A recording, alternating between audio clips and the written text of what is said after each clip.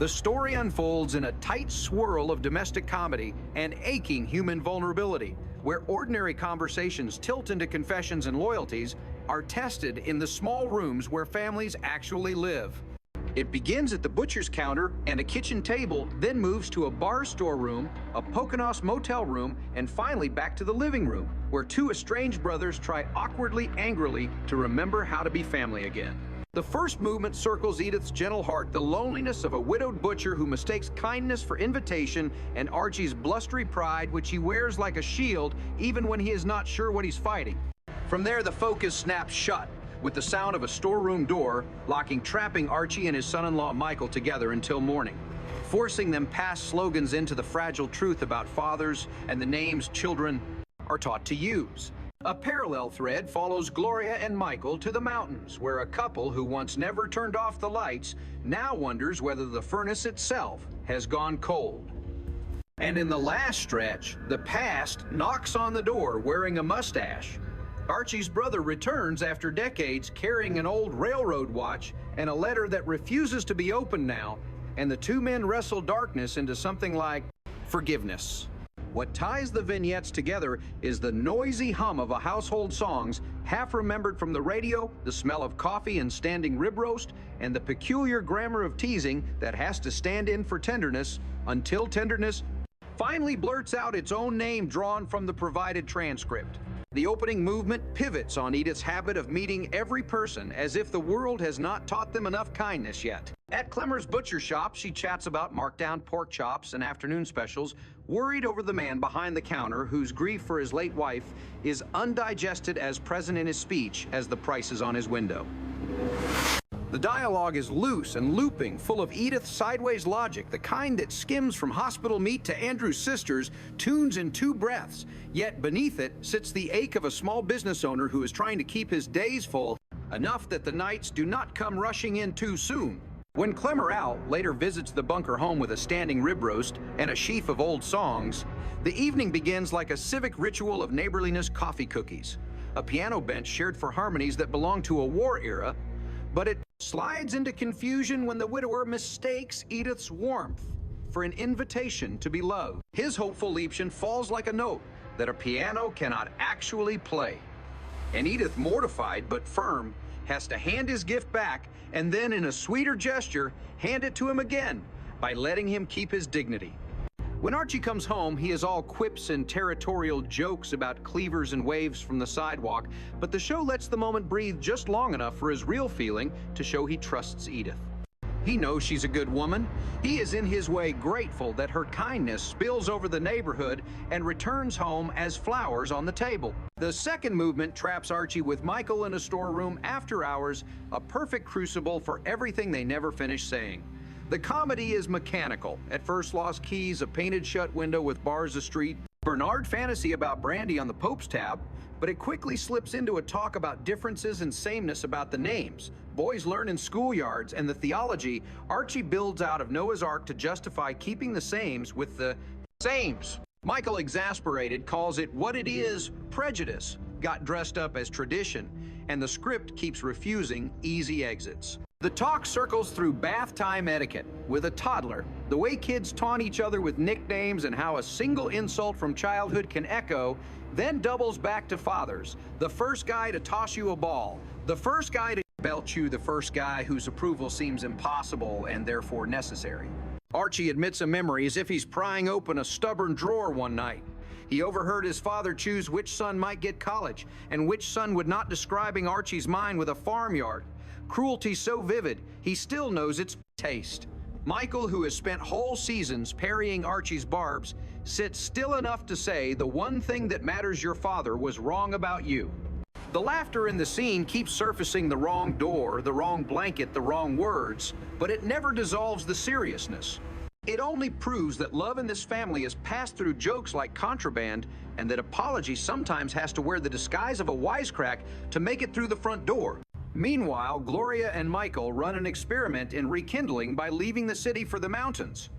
They bring with them a comic strip's worth of props luggage, A silky nightgown, a chair that is always the wrong chair shoes that refuse to be romantic, but what they're really carrying is a question about marriage no room service can answer.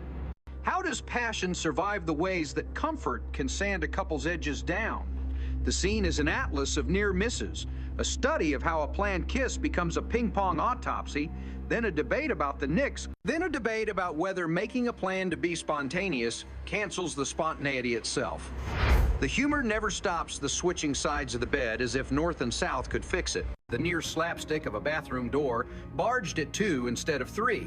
But in the gaps, Gloria says it plainly. Maybe we don't feel the same way anymore. For a moment, the word divorce is the only furniture in the room. And then something odd and true happens. The very threat of losing what they were for a decade shakes them into noticing what has survived.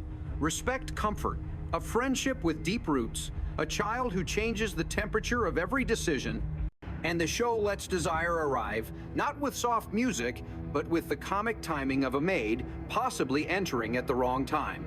The point is not that a weekend fixes a marriage, it is that the willingness to talk through the silliness and the gravity without turning away can reset the current, even if only by a few degrees. Back in Queens, memory itself shows up unannounced when Archie's brother Alfred walks in after 29 years. The house suddenly feels like a museum, where all the captions were written by the wrong docent. Edith is joy. Gloria is curious. Michael finds a kindred spirit to tease. And Archie is a man whose body is braced for impact, even as his mouth refuses to say the word brother. Alfred has lived the kind of life. Archie distrusts multiple marriages union work on the left, a willingness to break conventions rather than break himself. And he arrives with objects that hum with past lives. Pop's old Hamilton pocket watch from the railroad, and a sealed letter he asks Archie to open in 3 weeks. Everything about the meeting is jagged. Archie snarls about lifestyles and funerals missed. He pulls out petty accounts from a childhood ledger, the Cockroach Derby, and who poured cola on which insect, and tries to turn small resentments into a thesis for permanent exile. Yet time keeps interrupting with its own arguments. The watch does not keep time well anymore, but its case still pops, and Archie can't help his face softening when he touches what his father once touched every day. When Alfred returns to the bar to try a second goodbye, the scene finally drops the cousins and card games and lets the men describe each in his dialect the strange math of being sons of the same hard man. Alfred confesses the truth about the funeral. He was drunk, not celebrating, but paralyzed by the pain of not wanting to say goodbye. Archie confesses the truth about his own youth. He did everything right, worked hard, believed his father's every word, and still felt like a bird with the wrong brain for flight. Between them hangs the sentence, neither wants, but both need Pop was wrong. The show does not make them hug. It gives them something more durable for men like this, a plan to meet again for lunch in 29 years from tomorrow, and the sweet cheat of moving that appointment up by a few weeks after the letter is read. In their world, reconciliation has to be disguised as a joke and scheduled like a service call. But the look they share says the ledger can finally be closed without either man winning. Threaded through all of this are the sonic and cultural loops that make the neighborhood feel like a working memory. Old songs flare up like matches in a draft. Don't sit under the apple tree. Glenn Miller's Parade, and the way everyone half remembers the lyrics becomes a metaphor for how families recall the facts close enough to sing together wrong, enough to fight about. Food is a currency of affection and a flimsy alibi for risk pork chops at impossible prices, standing rib roast passed like a bouquet coffee, brewed and rebrewed while confessions find their way to the surface. Work is omnipresent Archie's bar and its cash register that never balances to the penny. The butcher shop with its sirloin specials, the old brakeman's watch, and with it, the old creeds that work was supposed to make everything make sense. In the gaps between scenes, the characters use jokes as wire cutters to break through fences. They themselves erected Archie's prehistoric tropes about sames and difference, get tested not by a debate, but by the stubborn decency of the very people he claims to sort. Michael's earnestness gets tested by the ridiculousness of trying to plan romance with a stopwatch. Edith's kindness gets tested by the necessity of saying no without making no feel like a sentence.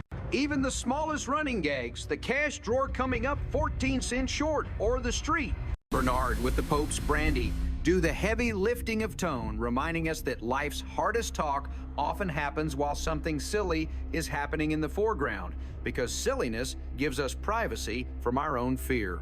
The moral center that emerges is almost embarrassingly simple, which is why the show has to keep hiding it inside jokes. People are not theories. They're the sum of what they survived and what they couldn't quite say. Archie's prejudice keeps tripping over his affection, which is why he ends up comforting a crying friend and scoffing in the same breath at an entire city's worth of strangers in alleyways. Edith's naivete is actually a practiced art of hope. It lets her invite a grieving man to sing and also tell him when the moment turns that kindness does not mean availability. Gloria's fear that the spark has died is more about grief for a version of herself than it is about contempt for the man beside her. Once she names that grief, the room has more oxygen. Michael's politics falter in a motel chair because bodies don't care about manifestos, yet the same man can speak the truest politics in the storeroom. Your father was wrong. You were worthy the whole time. Alfred's late apology does not erase absence, but it reframes it as human error rather than betrayal. Even the pocket watch's flaw, losing a half hour a day, feels like an argument in favor of mercy. None of us keep perfect time. The miracle is that we keep showing up to wind the thing and listen for the click. By the end, the household's equilibrium is not restored so much as it is matured. The butcher has been told the truth without being humiliated. Edith has preserved both charity and boundaries. Archie has admitted that the name he called himself wasn't the one he deserved.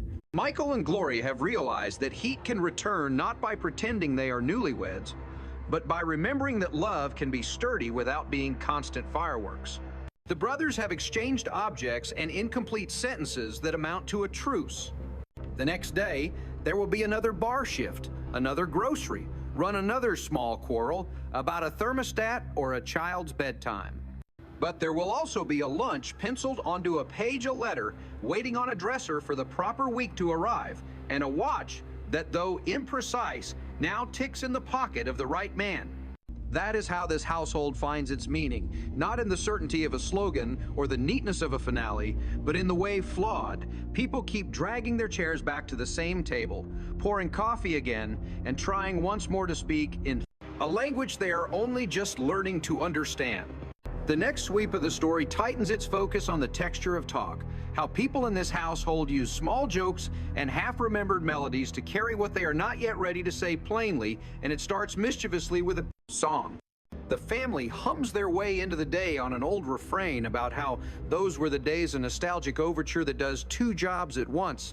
It gives everyone a common rhythm to step into the morning, and it quietly advertises Archie's preferred map of the world where categories were clear, men and women knew their lanes, and the factory of life supposedly ran on time.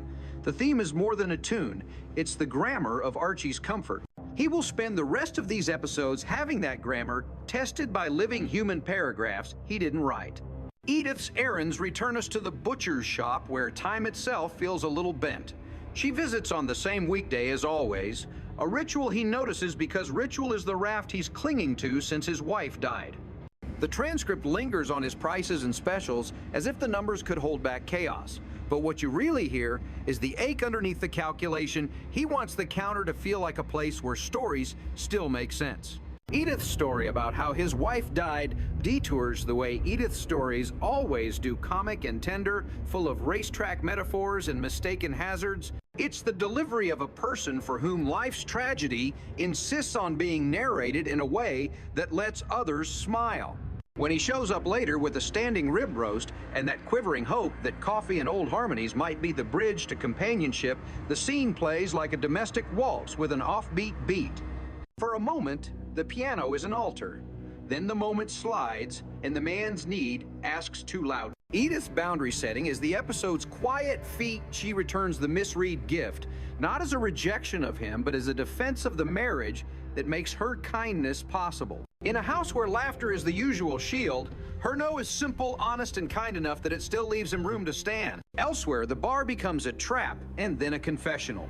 Archie and Michael end up locked in the storeroom, a sitcom predicament designed with a scalpel. The keys are gone, the window is barred, the air is thick with insults that have lost their venom through sheer repetition, and yet the situation forces what the open living room never could. The two men must sit with each other's company without an audience to rescue them. At first, the banter is a ping-pong of petty jabs, the way Archie can turn a rescue fantasy into papal brandy and a street. Bernard, the way Michael can turn any topic into a lecture on fairness and logic, but the room's locked door keeps subtracting exits until the only way out is through.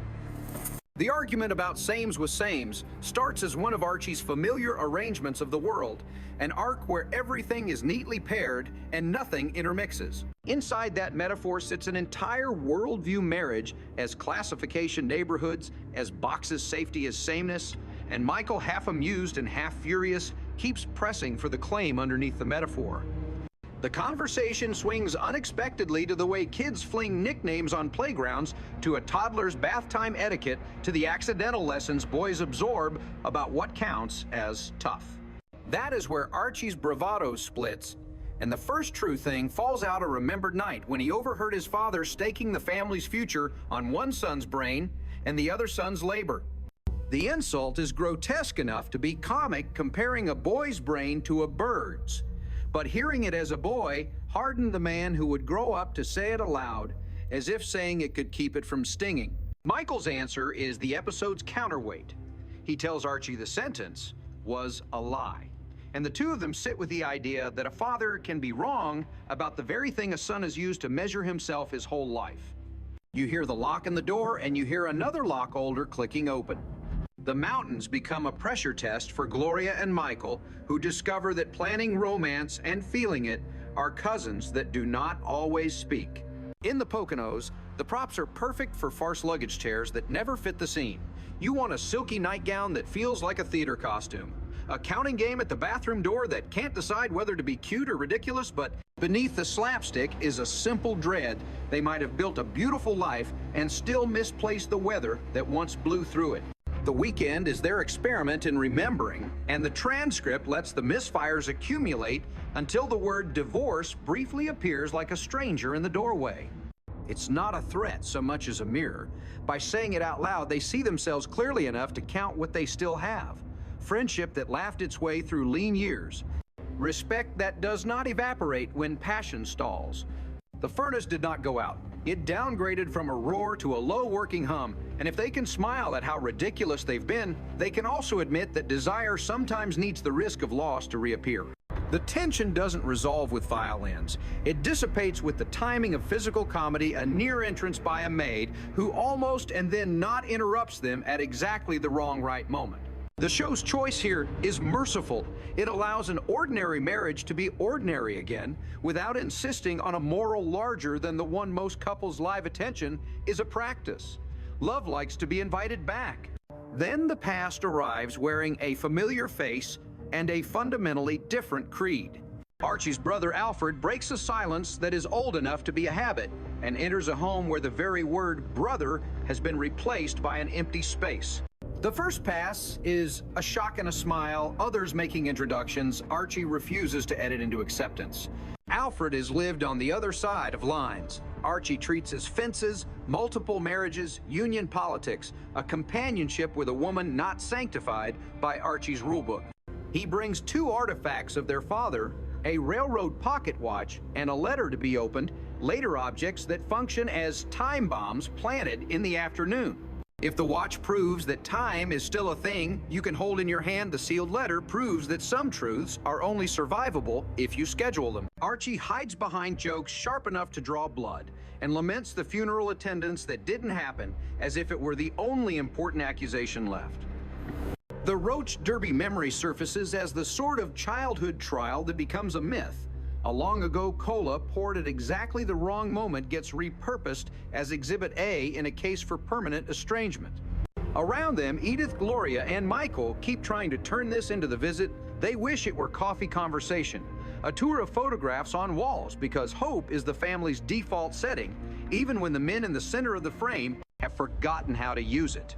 The second meeting away from the house and amidst the bar's noises permits the truth to step forward in plain shoes. The letter has not yet been opened, which is its own kind of answer. Archie does not need the language of a dead man to tell him what he already remembers, and Alfred does not need a legal reading to find a path back into a conversation with the living. The brothers talk about the funeral again, but this time Alfred's confession sands down Archie's grievance. He wasn't carousing. He was drunk because goodbye felt impossible. The apology does not rewrite history. It lets both men use a better pen on the rest of the page.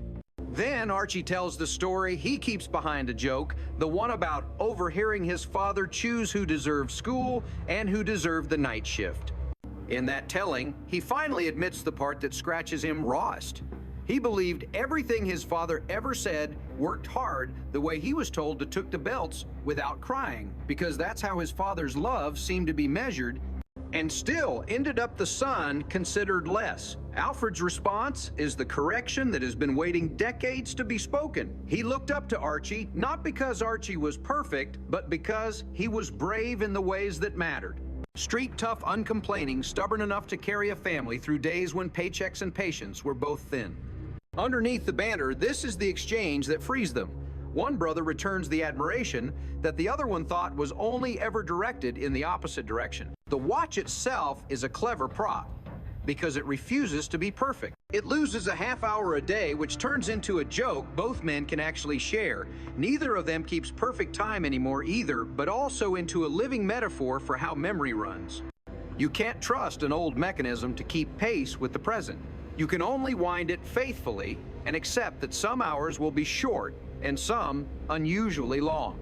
The letter becomes less a verdict than a talisman, for patience hold it for 3 weeks, and maybe in those weeks the lines that need to soften will soften. What the family learns to do in the meantime is live as if reconciliation is possible without making that expectation a burden. They invite Alfred and Amy into rooms where the conversation can survive without tribunal logic. They refuse to turn a complicated love life into a charge sheet. They wait. The storeroom episode does not vanish while all of this plays out. Its lesson keeps echoing through later scenes like a voice from down a hallway. Once Archie has had his most dangerous assumption, contradicted that his worth was fixed by a father's cruel metaphor, he cannot quite swagger the same way. His jokes still crack like small fireworks in the living room, but the senders are different. A little more of the fuse burns in empathy. When a friend's heart surgery comes up as a barroom topic, Archie's comedy about invitations and ballets and bypasses still shows off his rhythm, but the beat lands differently, as if the words are testing whether it's safe to be afraid.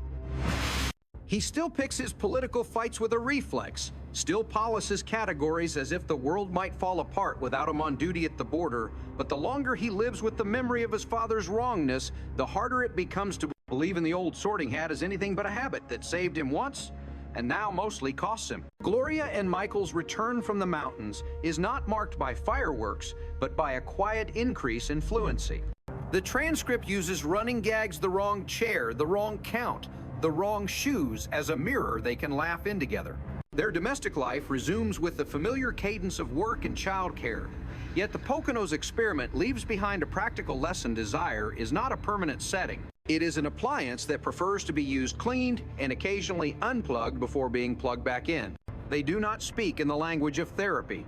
They speak in the language this family knows, teasing half-sarcastic apologies, oddball comparisons to sports or pastries, but the new softness is detectable in the way their impatience misfires less and their inside jokes catch faster. Edith keeps the neighborhood's pulse steady. She does it by complimenting people with metaphors that would wilt in any other mouth, comparing a woman to a prime rib roast, because she's trying to find the nicest language she has, and by moving toward trouble with the naive courage of someone who has experienced enough life to know that naivete is a strategy, not an accident. Everything she does in these episodes is a practice in holding two truths at once. You can be kind to the sorrows that make a man overreach, and still tell him that the door he wants to open stays closed. You can honor the dead by remembering their best, and also refuse to let their worst rule your house. You can be delighted by a song even if you sing it badly, because delight, not accuracy, is what keeps the air in a home breathable. Her presence is the conducting wire that allows the other's energy to find a safe path to ground. When the 3-week mark approaches and the letter seal is meant to break, the narrative does something wiser than staging a dramatic reading. It suggests that the letter's power was in the waiting. In the interval, Archie and Alfred discover that the unsealed truths were the only ones that mattered. Each man needed to see the other, not as a map of choices, but as the sum of his endurance and his regrets. If the letter is eventually opened, it likely says nothing that their faces haven't already said over cards and coffee. The father loved both sons imperfectly. He measured worth with the wrong yardstick. There is nothing left to win now, except the chance to show up when you say you will. So they set their standing joke about lunch 29 years from tomorrow, and then cheat the joke by inching it closer, because real reconciliations look less like trumpets and more like two men choosing the same table on an ordinary TEF day. Even the smallest loose threads, Archie's register coming up short by a few coins, the recurring debates over who sits where, whether a maid might walk in at the wrong second work, like little tuning forks tapped throughout the episodes. They keep reminding us that the grand themes of fairness, love aging, and brotherhood do not descend from balconies. They arrive in domestic disguises and need to be handled while you're also pouring coffee, changing a light bulb, or telling a child why nicknames can hurt. The brilliance of this cluster of stories is their refusal to put distance between the comic and the serious. The jokes don't apologize for the sincerity they escort. The sincerity doesn't scold the jokes for getting there first. It's the same blend that lets a flawed watch become a better metaphor than a perfect one, a device that fails a little every day and yet is worth winding, carrying, and listening to because it belonged to a man who did his best and got some huge things wrong. When the family finally sits again in their default configuration, Archie in his chair, Edith orbiting with the plate, Gloria and Michael trading a look that says, "We're okay for now," you feel the balance reset not to perfection but truth. The butcher will hang another special in his window. Archie will return to the bar and hide his vulnerable parts in a wisecrack, and sometimes in plain compassion. Gloria and Michael will forget to plan the next romantic weekend and then realize on a Tuesday night at home that the current has warmed a little anyway. Alfred will become a number in Archie's address book again instead of a ghost in his autobiography. And somewhere in a drawer, a letter will either remain sealed or lie folded after having delivered its message, its real usefulness, not in the words printed on it, but in the patience it taught the people who waited for it. The household continues, which is exactly the point. The great moral victories here are measured not in speeches, but in coffee, poured without bitterness in doors that open again after too long in old songs hummed off key. Because singing together is more important than being right.